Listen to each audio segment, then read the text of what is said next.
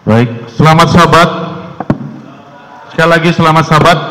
Yang di belakang saya boleh duduk di depan. Oke.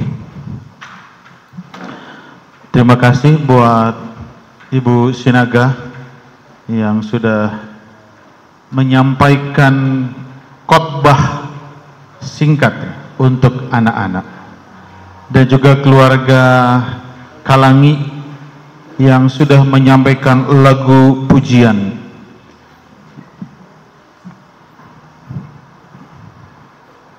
Baik, sebelum kita mendengarkan firman Tuhan, mari kita berdoa. Bapa di sorga, kami siap untuk mendengarkan suara Tuhan.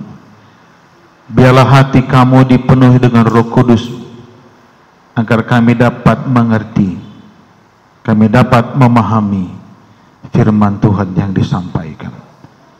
Inilah doa kami, di dalam nama Yesus kami berdoa. Amin. Baik, Bapak Ibu Saudara sekalian, judul firman Tuhan kita pada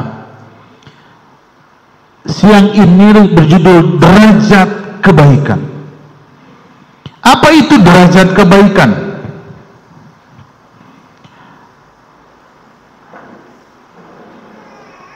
Apa itu derajat kebaikan?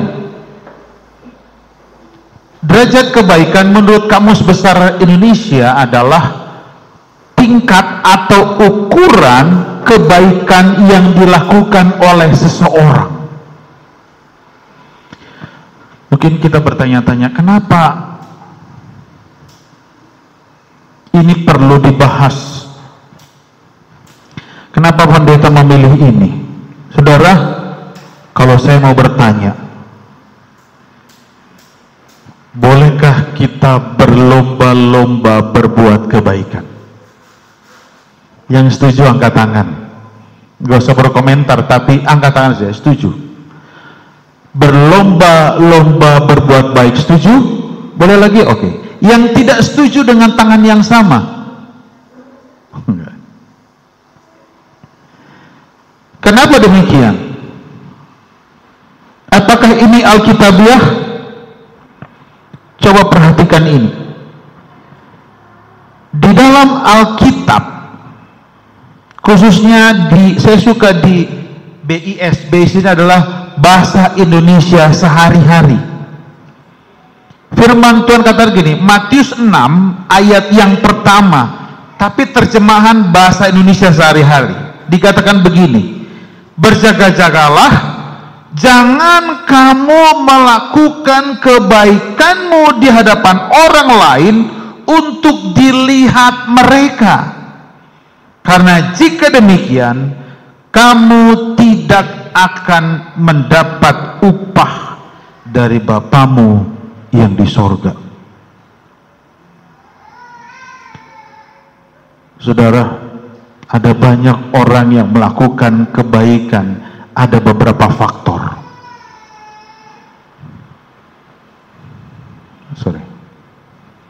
Ada beberapa faktor. Oh, agak di sini. Yang pertama, faktor yang pertama adalah motivasi. Apa motivasinya? Ketika dia melakukan kebaikan, sedang berlomba-lomba melakukan kebaikan, apa motivasinya? Supaya dilihat orang kah?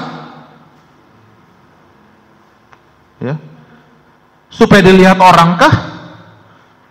Atau supaya dikenal dia orang baik? Apa motivasinya? Yang kedua, konsekuensinya. Apa konsekuensi ketika dia melakukan kebaikan? Apakah dia menerima upah? Di luar sana ada orang yang berlomba-lomba berbuat kebaikan supaya masuk surga. Faktor yang ketiga, konsistensi. Apakah dia melakukan kebaikan itu hanya sekali saja atau terus-terus dia berbuat baik? Oh, saya berbuat baik kalau ada uang, kalau enggak mohon maaf. Apakah itu? Lalu faktor yang keempat, pengorbanan. Apakah ketika dia melakukan kebaikan itu, dia mengorbankan waktu, uang, tenaga, usaha? Ada banyak faktor. Jadi, kembali lagi, apakah kita berlomba-lomba kebaikan itu karena motivasinya baik? Karena ada konsekuensinya? Apakah ada konsistensi terus-menerus kita lakukan? Dan apakah kita melakukan hal yang baik itu dibutuhkan pengorbanan? Kalau iya, mari kita lihat di level mana kita. Saya umpamakan derajat kebaikan itu seperti ini, level. Di level mana kita? Di tingkatan mana kita? Apakah di level 1, level 2, level 3, atau level 4? Kalau Anda suka games, ya ini Johan suka main games kali ya. Mana lebih gampang? Level 1 atau level 4? Biasanya makin tinggi level makin susah, betul? Di level mana kita? Mari kita lihat level kebaikan ini. Yang level yang pertama, menganggap diri baik. Menganggap diri baik. Perhatikan ayat ini, Lukas 18 ayat 9 sampai 14. Ini menceritakan tentang orang Farisi dan seorang pemungut cukai yang sedang berdoa. Anda tahu kisah ini? Perhatikan orang Farisi ini, dia datang kepada Tuhan, dia berdoa kepada Tuhan dengan suara yang kuat, dengan tegas, dengan lantang. Dia katakan, Tuhan, aku bersyukur saya tidak jatuh ke dalam dosa, saya melakukan apa yang Engkau kehendaki. Tetapi lihat, tidak seperti orang yang berdosa ini. Dia jatuh tersungkur di hadapan Tuhan, bahkan dia tidak berani menghadap Tuhan. Dia berdoa kepada Tuhan. Orang Farisi itu berdoa dengan penuh rasa percaya diri tentang kebaikan dan kebaktiannya. Sementara pemungut cukai, dia mengaku dosanya dan memohon pengampunan dengan rendah hati. Saudara, apa yang membuat orang Farisi ini menganggap dirinya baik? Yang pertama, kenapa ia menganggap dirinya baik? Karena tidak melakukan perbuatan jahat. Sampai sini mungkin kita setuju. Itu sebabnya Konghucu yang pernah hidup di 2500 before Christ dikatakan gini, apa yang kamu tidak ingin orang lain lakukan kepadamu, jangan lakukan. Nah, ingat perkataan ini? Saya nggak tahu.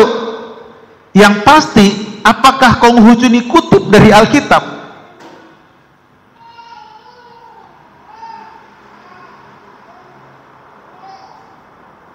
Mungkin kita menganggap ini udah cukup, tapi tidak apa seperti Alkitab katakan. Saya percaya ini dikutip dari Alkitab. Matius 7:12, segala sesuatu yang kamu kehendaki supaya orang perbuat kepadamu, apa dikatakan? Perbuatlah demikian juga kepadamu. Beda dengan Konghucu, udah jangan lakukan, cukup sampai di situ. Tapi Yesus bilang, apa sesuatu yang kamu kehendaki supaya orang perbuat kepadamu, perbuatlah demikian juga kepada mereka.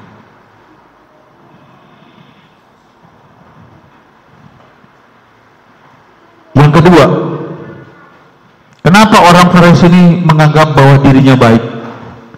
Karena ia membandingkan dirinya dengan orang lain. Ini level yang pertama, Bapak Ibu. Ketika orang Farisi ini berdoa kepada Tuhan, dia bandingkan dirinya tidak tidak melakukan apa-apa, sedangkan pemungut cukai ini sudah melakukan kesalahan yang fatal, makanya dia tunduk berdoa dengan kerendahan hati. Ini yang dianggap oleh orang Farisi tadi. Level yang kedua,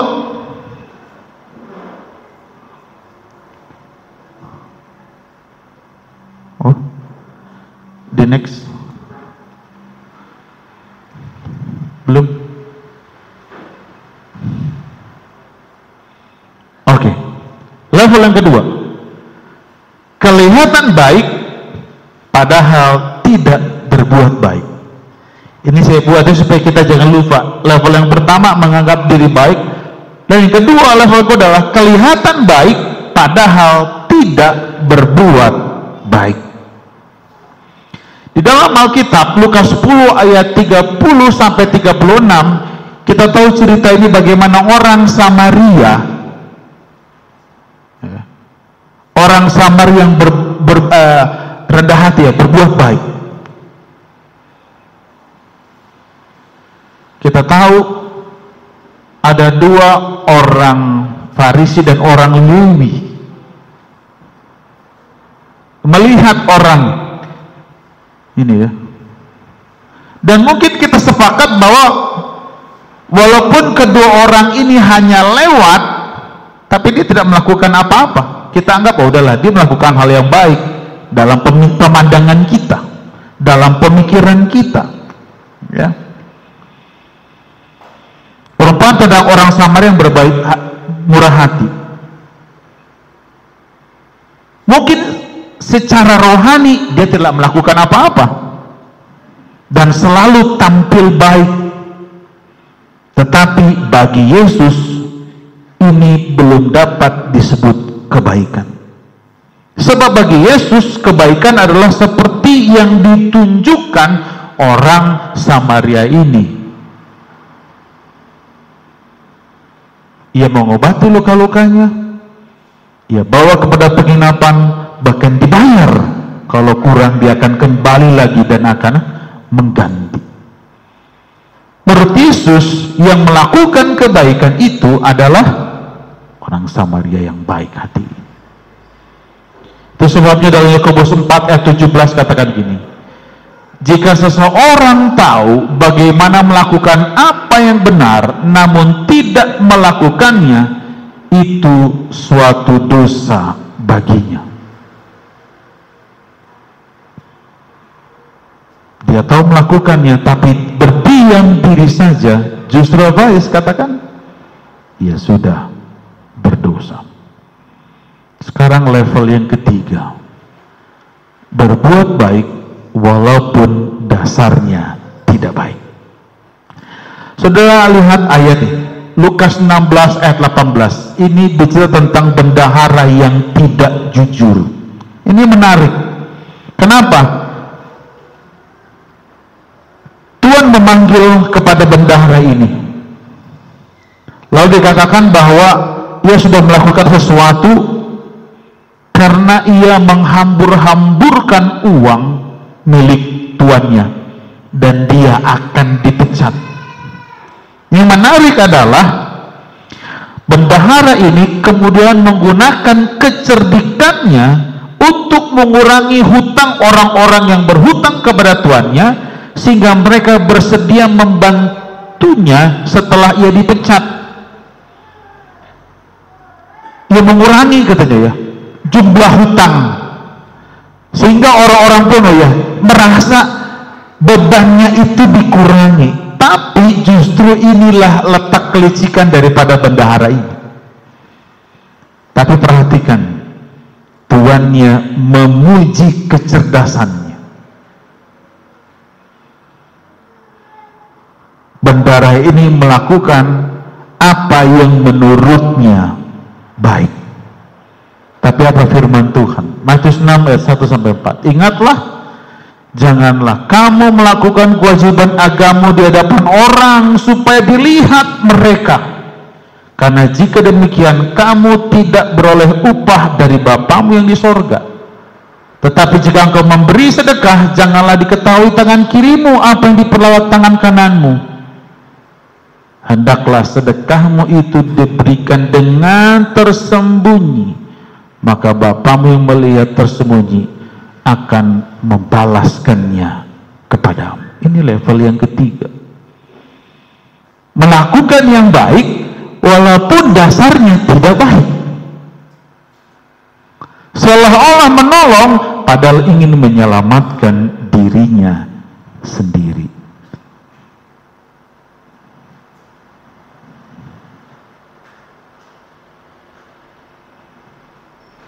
Sekarang yang keempat, level yang keempat, memang baik. Saudara, kalau saya bertanya lagi, di dunia ini adakah ya orang yang baik? Tadi pelajaran sekolah sahabat bagus ya, Pak Ketua katakan, di dunia yang semakin tidak menentu ini, kejahatan di mana-mana, kerusuhan di mana-mana, ketidakadilan di mana-mana. Tapi masihkah ada orang yang baik? Ada. Johan tersenyum-senyum. Masih adakah orang yang baik? Mungkin ada ya. Tapi saya mau bilang, yang baik itu adalah Allah. Allah tetap baik. Baik sepanjang masa. Baik di waktu terang maupun gelap. Baik di gunung maupun di lembah. Baik di waktu sehat maupun sakit.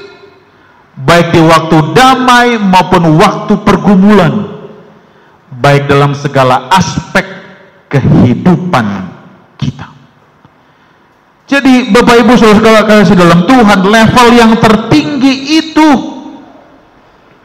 adalah Yesuslah yang baik. Ia tetap baik walaupun saya tidak baik. Itu sebabnya Bapak Ibu Saudara sekalian, kenapa dia tidak pernah berubah? Firman Tuhan katakan, Ibrani 13 ayat 8, Yesus Kristus tetap sama, baik kemarin maupun hari ini dan sampai selama-lamanya.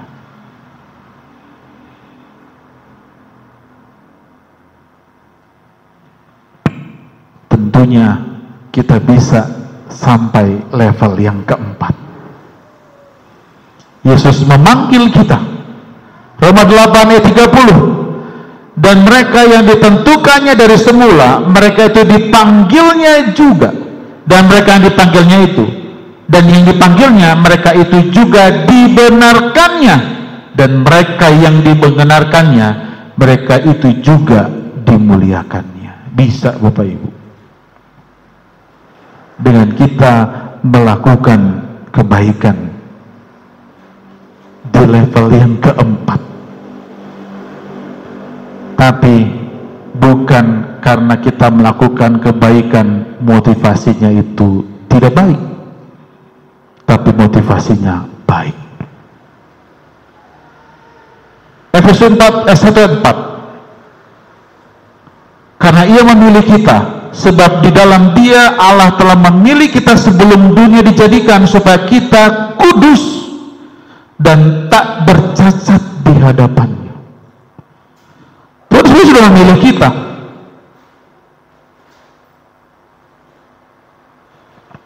Bahkan sebelum dunia dijadikan, supaya kita kudus dan tidak bercacat di hadapannya. Awalnya.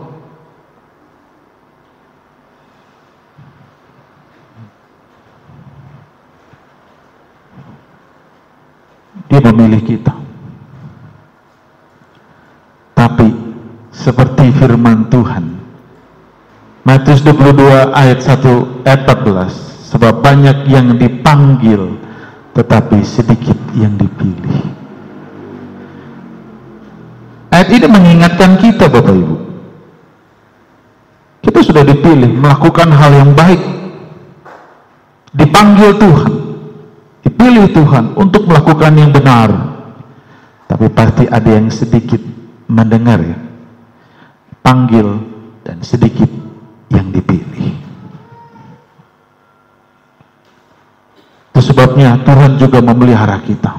1 Petrus 1 ayat 5, yaitu kamu yang dipelihara dalam kekuatan Allah karena imanmu, sementara kamu menantikan keselamatan yang telah tersedia untuk dinyatakan pada zaman akhir. Pelajaran sekolah sahabat kita tadi, kita sudah belajar tentang nubuatan. Puji Tuhan, kita tahu sejarah itu.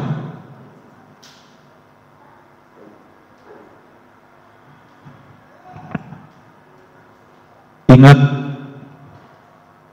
sejarah membuktikan ya, gereja yang benar sampai sekarang masih ada.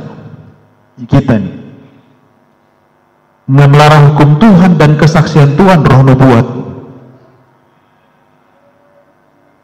tetap dipelihara. Walaupun banyak kesulitan, tantangan, rintangan yang kita hadapi, tapi Tuhan tetap pelihara kita dengan iman kita. Karena imanmu, sementara kita menunggu keselamatan. Dengan demikian, ketika kita berbuat baik, biarlah berbuat baik motivasi yang benar, bukan hanya sekedar mencari upah, bukan hanya sekedar kerjaan Allah. Ketika kita melakukan hal yang baik, oleh karena saya sudah diselamatkan,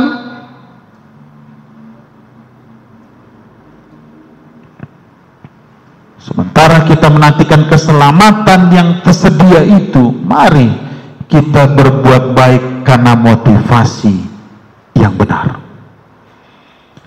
Mazmur 23, ini saya suka tadi ayat bersahutan kita sudah tahu lagi ayat ini. Kalau perikopnya adalah Tuhan gembala yang baik. Tuhan adalah gembala yang baik.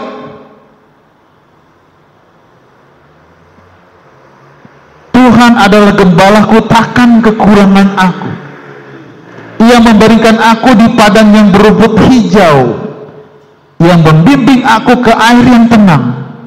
Ia menyegarkan jiwaku. Ia menuntun aku di jalan yang benar oleh karena namanya. Penyertaan dan janji Tuhan dari dulu sampai sekarang, bahkan saya percaya sampai di akhir zaman, Tuhan akan menuntun kita.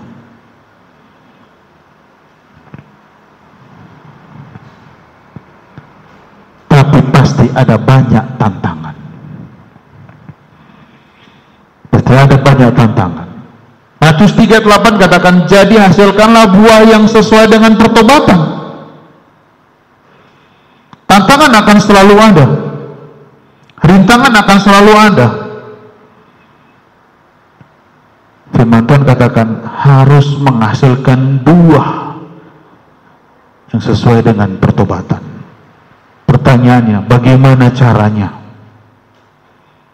Yohanes 15 ayat 4, tinggallah di dalam aku dan aku di dalam kamu.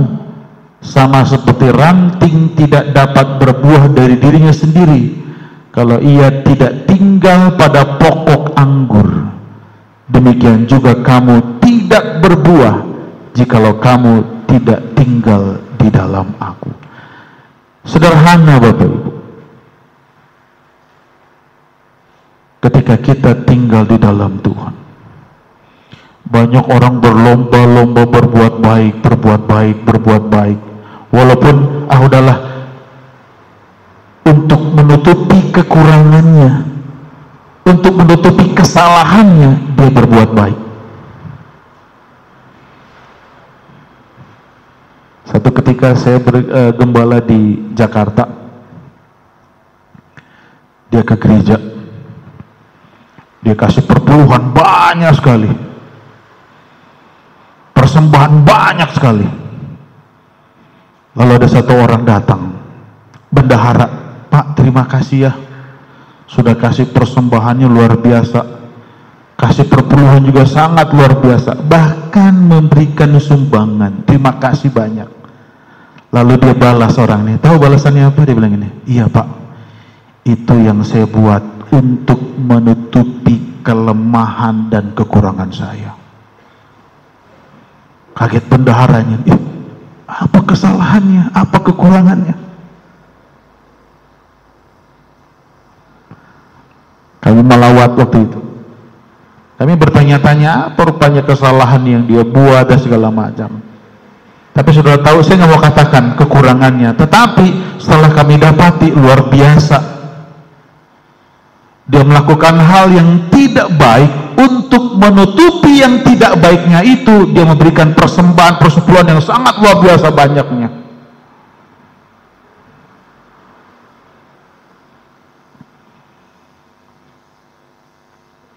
Ayat ini mengatakan, tinggallah di dalam aku dan aku di dalam kamu. Banyak orang menutupi kekurangannya dengan berbuat baik. Tidak salah berbuat baik, tetapi ia masih terus di dalam dosa. Tapi ia menutupi kekurangannya dengan dia berbuat baik, tapi ia masih terus hidup di dalam dosa. Apakah itu berkenan di hati Tuhan? Lalu yang berikut, Yohanes 15 ayat 5, barang siapa tinggal di dalam aku dan aku di dalam dia, ia akan berbuah banyak. Ini udah rumusnya. Kalau kita tetap di dalam Tuhan, melakukan pekerjaannya, maka kita akan berbuah banyak. Itu dan rumusnya. Syaratnya adalah tinggal di dalam dia, melakukan tugas pekerjaannya, mengikuti perintah-perintahnya, maka kita akan berbuah banyak. Amin. Inilah yang dikehendaki Tuhan.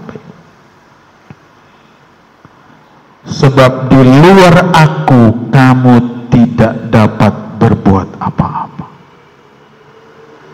Jadi Bapak Ibu Saudara sekalian, apapun yang kita lakukan, apapun yang kita kerjakan, biarlah itu satu-satunya kita lakukan untuk memuliakan Tuhan. Dan ayat yang terakhir ini, Mazmur 106 ayat 1 ayat itu kita, haleluya. Bersyukurlah kepada Tuhan sebab ia baik, bahwasannya untuk selama-lamanya kasih setianya. Siang hari ini firman Tuhan mengajak kita, biarlah motivasi kita benar di hadapan Tuhan, melakukan yang baik. Karena Tuhan sudah mengasihi kita, maka saya melakukan yang baik. Karena Tuhan sudah menyelamatkan saya, maka saya akan membantu pekerjaan Tuhan. Karena Tuhan yang sudah menyelamatkan hidup saya mau melayani Tuhan. Apapun sudah yang kita lakukan, kebaikan-kebaikan apapun yang kita lakukan, biarlah motivasi itu benar. Jangan supaya Pak Pendeta senang, supaya ketua jemaat senang, bukan itu ya. Tapi kita melakukan apa yang baik, apa yang benar, karena motivasi kita benar. Hanya Tuhan yang baik, yang menuntun kehidupan kita seturut dengan kehendak Tuhan. Biarlah firman Tuhan pada siang hari ini akan membantu kita terus melakukan hal yang baik. Betul, berlomba-lomba berbuat baik, tetapi biarlah motivasinya yang baik. Tuhan kiranya memberkati saya bawa firman Tuhan ini. Amin.